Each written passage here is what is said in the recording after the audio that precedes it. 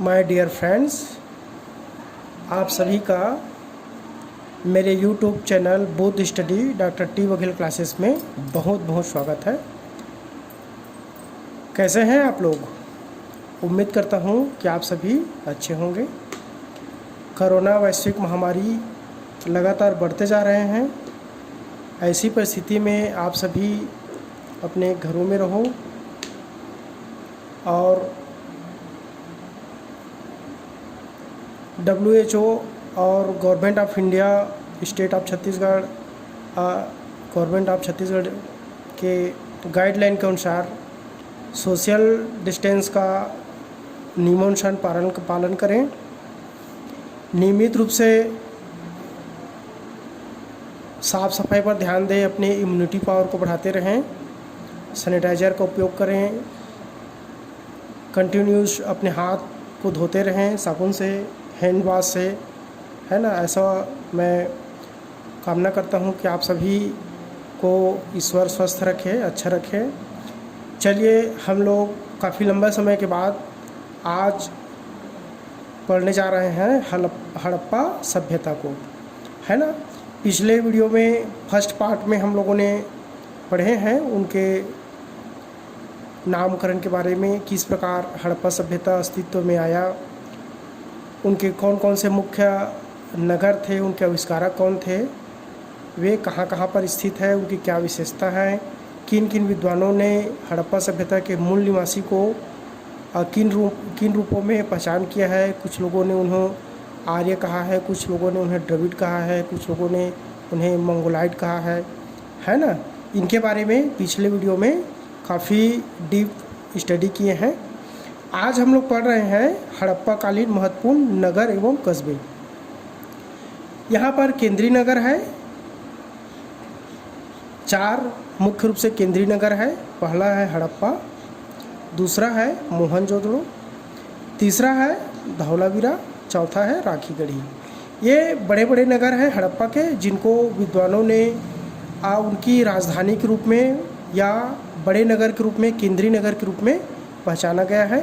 हड़प्पा, मोहनजोदड़ो, सबसे बड़ा नगर तो धौलावीरा था, उसके बाद मोहनजोदड़ो, फिर हड़प्पा, फिर राखीगढ़ी। ये इनके क्षेत्रफल के हिसाब से क्रमानुसार है। इसके बाद देखेंगे तटीय नगर या पट्टन नगर, जिसमें सूतकागनेडोर, बालाकोट, लोथल, गुजरात में एक डाकयार्ड था, अल्लादीनो, जलीलाबाद के पास, है ना, कुतानसी, हाँ, ये तटीय नगर है। उसके बाद अन्य नगर एवं कस्बों में देखेंगे हम लोग चन्हूदड़ो, कोटदीजी, सुरकोतड़ा, देसलपुर, रोजदी, मांडा, रोपड़, कालीबंगा, बनावली और कुंताल। इतने अन्य नगर एवं कस्बे के अंतर्गत इस प्रकार हम लोग इसको कंटिन्यूस पढ़ेंगे। तो चलिए, हम लोग आज पढ़ रहे हैं केंद्रीय नगर में। पहला है हड़प्पा। हड़प्पा के बारे में पढ़ेंगे।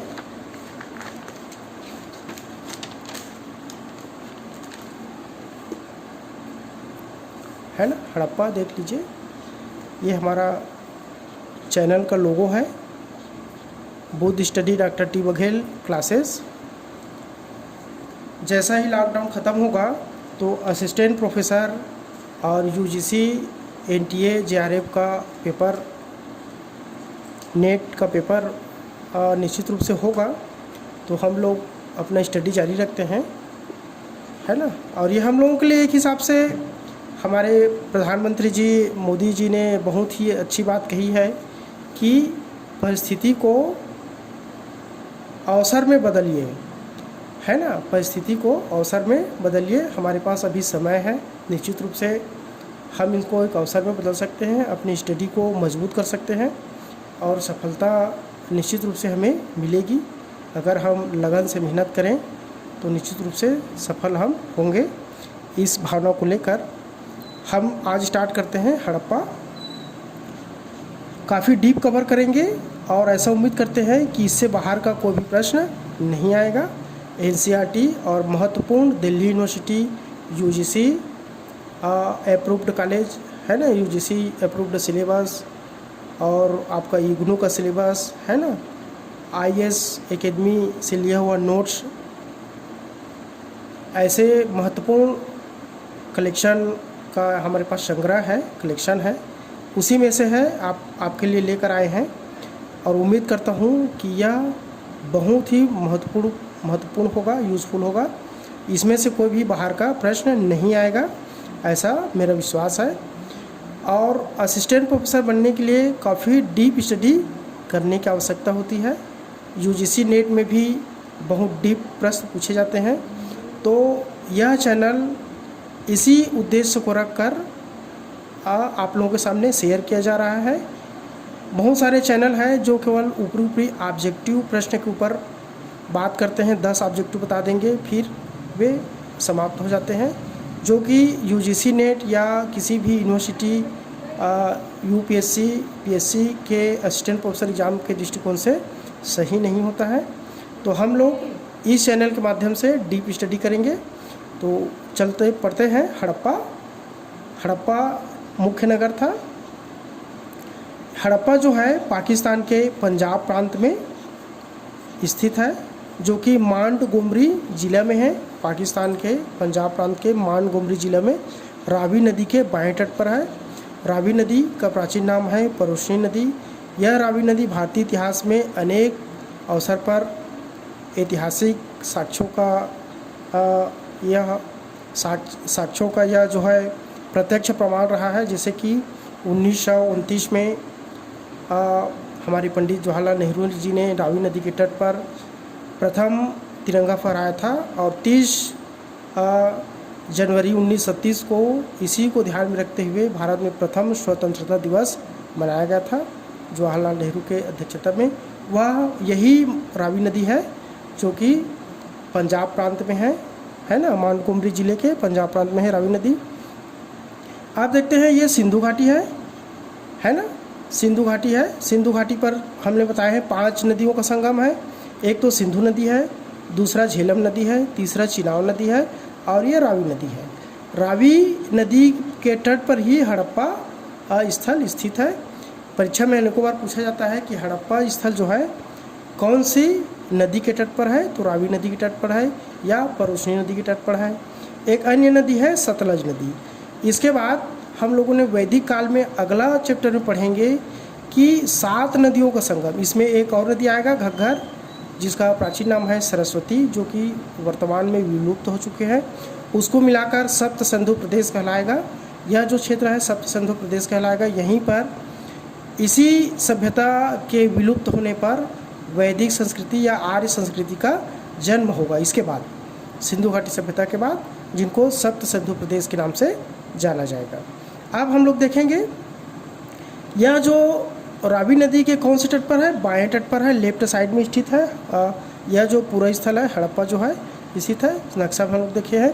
यह हम लोग देख रहे हैं समानांतर चतुर्भुज आकार के क्षेत्रफल में फैला हुआ है। समानांतर चतुर्भुज आप सभी जानते हैं, जिसके आमने सामने की भुजा बराबर होती है वह समानांतर होती है ना। ऐसी ही समानांतर चतुर्भुज के क्षेत्र में यह फैला हुआ है। इसके उत्तर से दक्षिण तक इसका क्षेत्रफल है 4200 मीटर। उत्तर से दक्षिण तक 4200 मीटर, और पूर्व से पश्चिम तक 196 मीटर तक यह फैला हुआ है ना। उत्तर से दक्षिण तक 420 मीटर, पूर्व से पश्चिम तक 196 मीटर में यह फैला हुआ है। इसके पूर्व में 2 नगर हैं, पूर्व और पश्चिम में 2 नगर है। पूर्व टीला है, नगर टीला है, जिसको पूर्व में स्थित टीला को नगर टीला के नाम से जाना जाता है, और पश्चिम भाग में स्थित टीला को दुर्ग टीला के नाम से जाना जाता है। पश्चिम टीला है, पश्चिम साइड में जो स्थित है वो दुर्ग टीला है, और पूर्व साइड में जो टीला है वह नगर टीला है। टीला मतलब समतल जमीन से उभरा हुआ भाग को हम टीला कहते हैं, है ना। ज्योग्राफी में पढ़ेंगे, आप लोग पढ़े होंगे। समतल भाग से ऊपर उभरा हुआ भाग टीला कहलाता है। यही हड़प्पा के चतुर्भुजाकार क्षेत्र में फैला हुआ है। इसके पूर्व में नगर टीला है और पश्चिम में दुर्ग टीला है ना। हड़प्पा का कुल क्षेत्रफल है 150 हेक्टेयर क्षेत्र से भी बड़ा है। हड़प्पा क्षेत्र फैला हुआ है 150 हेक्टेयर, बहुत बड़ा क्षेत्र होता है ना। 1 हेक्टेयर में 2.5 एकड़ में बोले तो 2.5 एकड़ आता है। आप सोच लीजिए एकड़ के हिसाब से कितना बड़ा होगा ये, है ना। हड़प्पा के टिले या ध्वंस अवशेषों के विषय में सर्वप्रथम हमें जानकारी दिया है 1826 में चार्ल्स मेसर ने हड़प्पा के टिले या ध्वंस अवशेष में किसी प्राचीन सभ्यता के दबे होने का सर्वप्रथम साक्ष्य प्रस्तुत किया है 1826 में चार्ल्स मेसर ने। इसके बाद इसके क्रमगत उत्खनन को देखेंगे, कब कब किस प्रकार उत्खनन हुआ। इसके बाद हुआ 1921 में दयाराम साहनी। 1921 में दयाराम साहनी ने सर्वप्रथम बार बताया कि हड़प्पा के टीले में, उसके गर्भ में कोई प्राचीन सभ्यता दबे हैं। इसके बाद 1923 में नियमित रूप से उत्खनन प्रारंभ हुआ। इस स्थल का, हड़प्पा स्थल का 1923 में नियमित रूप से उत्खनन प्रारंभ हुआ। फिर 1926 में माधव स्वरूप वत्स और 1946 में मार्टिमिलर व्हीलर, इन्होंने व्यापक स्तर पर हड़प्पा का उत्खनन किया और अपना रिपोर्ट प्रस्तुत किया। किसने? मार्टिमिलर व्हीलर और माधव स्वरूप वत्स ने। कई बार परीक्षा में, नेट की परीक्षा में पूछा जाता है कि हड़प्पा स्थल के खोज से संबंधित विद्वान कौन कौन से हैं। पहला दयाराम साहनी है ना, पहला चार्ल्स मेसर है, दूसरा दयाराम साहनी है, तीसरा माधव स्वरूप वत्स है और चौथा मार्टिमिलर व्हीलर है। इनके क्रमगत को याद रखेंगे। 1826 में चार्ल्स मेसर, 1921 में दयाराम साहनी, फिर 1923 में नियमित रूप से इनका उत्खनन किया गया गवर्नमेंट के द्वारा। उस समय रेलवे लाइन बिछाया जा रहा था। जब भारत जो औपनिवेशिक देश था, इस समय भारत आज़ाद नहीं हुआ था, तो औपनिवेशिक देश के कारण ब्रिटिश गवर्नमेंट भारत की संसाधनों का अधिकाधिक दोहन करने के लिए पूर्वोत्तर क्षेत्र में सिंध, बलूचिस्तान और पाकिस्तान भारत के बॉर्डर में अपना रेल लाइन का विकास कर रहे थे। इसी विकास के दौरान मजदूरों को वहाँ पर ईंट, खपरेल वगैरह पुरातन सभ्यता के साक्ष्य मिले और उन्होंने जॉन मार्शन को ब्रिटिश गवर्नमेंट ऑफ इंडिया ने आर्कोलॉजिकल डिपार्टमेंट का डायरेक्टर बनाकर भेजा और उनके निर्देशन में यहाँ पर 1921 में दयाराम साहनी ने फिर इसका उत्खनन नियमित रूप से प्रारंभ किया। इस प्रकार से हड़प्पा सभ्यता का जो प्रथम नगर है हड़प्पा, उनका अन्वेषण प्रारंभ होता है ना। 1923 में नियमित रूप से उत्खनन का प्लान बना, फिर माधव स्वरूप वत्स को भेजा गया, फिर 1940 में मार्टिमिलर व्हीलर ने व्यापक स्तर पर इनका उत्खनन किया। मुख्य टीला के बाहर है ना, ये चतुर्भुजाकार आकार में हड़प्पा फैला हुआ है। उसके मुख्य टीला के बाहर 6 के पंक्ति में 2 पंक्तियों में वहाँ पर निर्मित कुल 12 कक्षों वाले एक अन्नागार मिला है। अन्नागार जिसमें 6 पंक्ति के 2 भवन बने हुए थे, ये अन्नागार है। आप लोग देख सकते हैं अन्नागार है ये। इसमें 1 2 3 4 5 6 7 8 9 10 11 और 12 ये 2 अन्नागार का पंक्ति मिला है, जो कि ये चतुर्भुजाकार आकृति के बाहर में है। इसको विद्वानों ने अन्नागार के रूप में पहचाना है, जिसका क्षेत्रफल था 2745 मीटर। इसको कर्मचारी आवास या कारीगरों के निवास स्थल के रूप में विद्वानों ने पहचाना है कि हड़प्पा के मुख्य शहर के बाहर जो घर बने हुए थे, जिसमें 6 के पंक्ति में 2 पंक्ति बने हुए थे, कुल 12 कक्ष वह थे, है ना। या तो वे अन्नागार थे या कर्मचारी आवास थे या कारीगरों के रहने के स्थान रहे होंगे। और इसका जो प्रत्येक खंड है 15.24 इंटू 6.10 मीटर का प्रत्येक कक्ष बना हुआ था। प्रत्येक कक्ष का आकार कितना था? 15.24 इंटू 6.10 मीटर, है ना। और इन दोनों कक्षों के बीच में 7 मीटर चौड़ा रास्ता भी था। यह जो रास्ता है 7 मीटर चौड़ा था, है ना।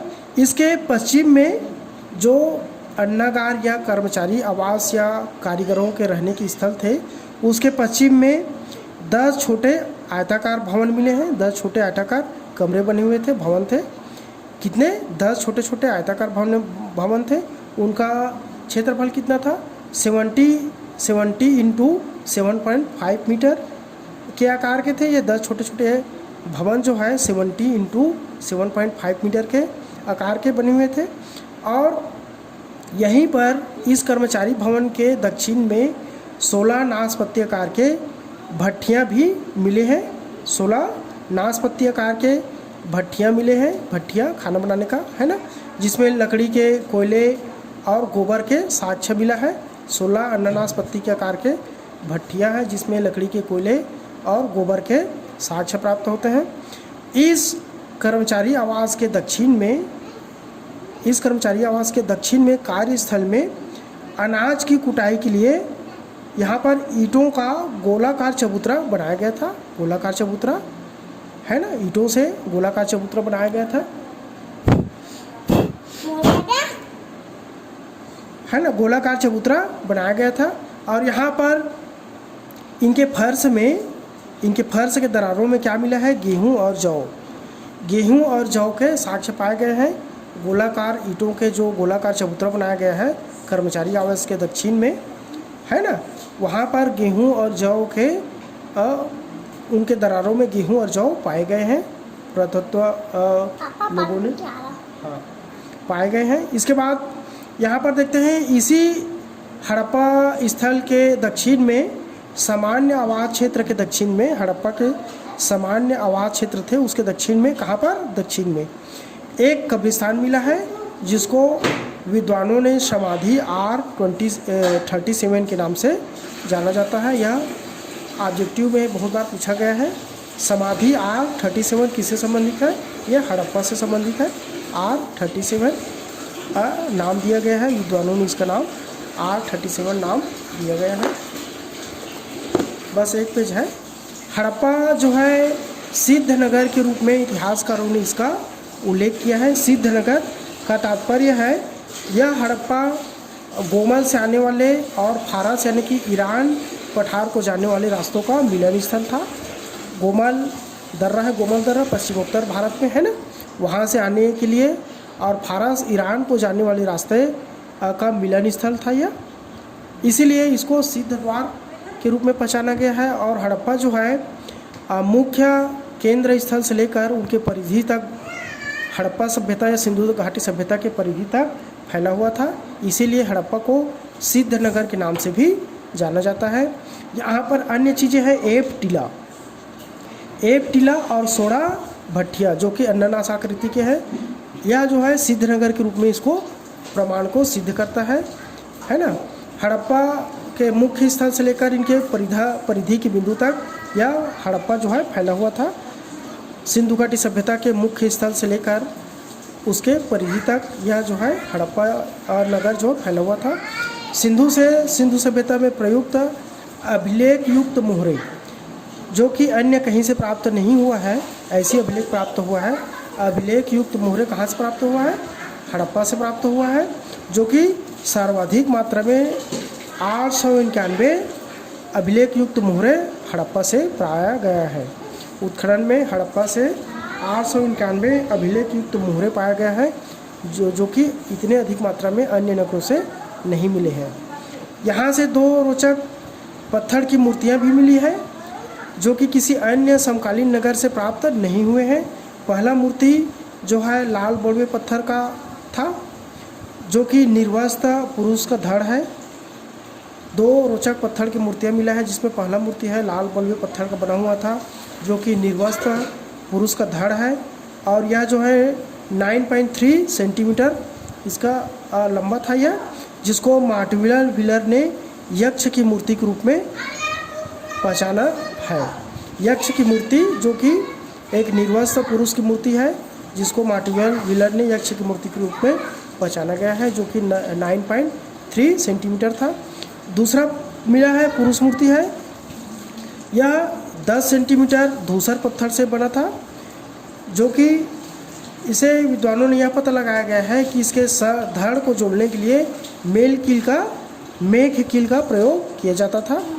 इसका सर और धड़ अलग था और सर को धड़ से जोड़ने के लिए मेघ कील का प्रयोग किया जाता था, जिसको जॉन मार्शल ने नृत्य के देवता नटराज के रूप में पहचाना है, जो कि शिव भगवान शिव के बहुत पूर्व के मूर्ति के रूप में इसकी तुलना की गई है। यानी कि नटराज जो है भगवान शिव का ही प्रतिरूप है, किंतु शिव के रूप में अस्तित्व आने से बहुत पहले वह नटराज जो कि नित्य के देवता के रूप में पहचाने जाते थे। इसकी पहचान एक पुरुष मूर्ति जो मिला है हड़प्पा से, उससे विद्वान मार्शल ने इसकी तुलना की है ना। इस प्रकार यक्ष की मूर्ति, नटराज के रूप में एक शिव की मूर्ति, यह भी हड़प्पा से प्राप्त हुआ है। हड़प्पा में 2 कमरे वाले बैरक भी मिले हैं, जिसको विद्वानों ने मजदूरों के रहने के रूप में प्रयोग किए जाने का साक्ष्य प्रस्तुत करता है। 2 कमरे वाले बैरक मिले हैं, है ना, जिसको विद्वानों ने क्या कहा है, मजदूरों के रहने के स्थान रहे होंगे, है ना। नगर की रक्षा के लिए पश्चिम की ओर स्थित दुर्ग टीले, है ना, दुर्ग टीले को व्हीलर ने क्या कहा है, माउंट AB की संज्ञा दी है। नगर के पश्चिम में दुर्ग टीला है, जिसको व्हीलर ने माउंट AB की संज्ञा प्रदान की है। इसके अतिरिक्त हड़प्पा से प्राप्त कुछ महत्वपूर्ण अवशेष है, जैसा कि एक बर्तन पर बना हुआ मछुआरे का चित्र है। हड़प्पा से और क्या क्या चीज़ मिला है, एक बर्तन पर बना हुआ मछुआरे का चित्र है, शंख का बना हुआ बैल है, स्त्री की गर्भ से निकला हुआ पौधा है, जिसको उर्वरा देवी के रूप में पहचाना गया है। स्त्री की गर्भ से, नाभि से एक पौधा निकल रहा है, जिसको उर्वरा देवी के रूप में पहचाना गया है। और पीतल का एक इक्का मिला है ना, पीतल का बना हुआ एक इक्का मिला है। इस प्रकार की चीज़ें हड़प्पा से प्राप्त हुई है। और यह जो है अब तक के लिए इससे बाहर का कोई भी चीज़ पूछा नहीं गया है। मेरा ऐसा विश्वास है कि जब भी असिस्टेंट प्रोफेसर का एग्जामिनेशन होगा या UGC नेट का एग्जामिनेशन होगा, तो इतना स्टडी हड़प्पा के बारे में, इतना जानकारी रखना सफिशिएंट होगा। वैसे एक बात मैं कहना चाहता हूँ कि कोई भी ज्ञान अपने आप में पूर्ण नहीं होता, कोई भी विद्वान अपने आप में पूर्ण नहीं होता, उसमें नियमित रूप से अध्ययन करने की आवश्यकता होती है। अपडेशन ऑफ नॉलेज, अपने नॉलेज को अध्ययन करते रहना चाहिए, है ना। इसलिए मैं भी यह दावा नहीं करता कि यह जो है संपूर्ण ज्ञान है। अगर इसमें किसी भी प्रकार की त्रुटि या आपका सुझाव हो तो आप मुझे निश्चित रूप से बतलाइएगा, मैं इसमें करेक्शन करने का प्रयास करूँगा। अगले वीडियो में हम लोग पढ़ेंगे मोहनजोदड़ो के बारे में, है ना। तब तक मित्रों आप लोग अपना स्टडी करते रहें, और हम इस प्रकार आपके लिए एक सहयोगी के रूप में मैं आपके लिए इस प्रकार का एक छोटा सा प्रयास लाता रहूँगा, और पूरा उम्मीद करूँगा कि हम सभी अपने लक्ष्य को प्राप्त करने में सफल हो सकें। जय हिंद।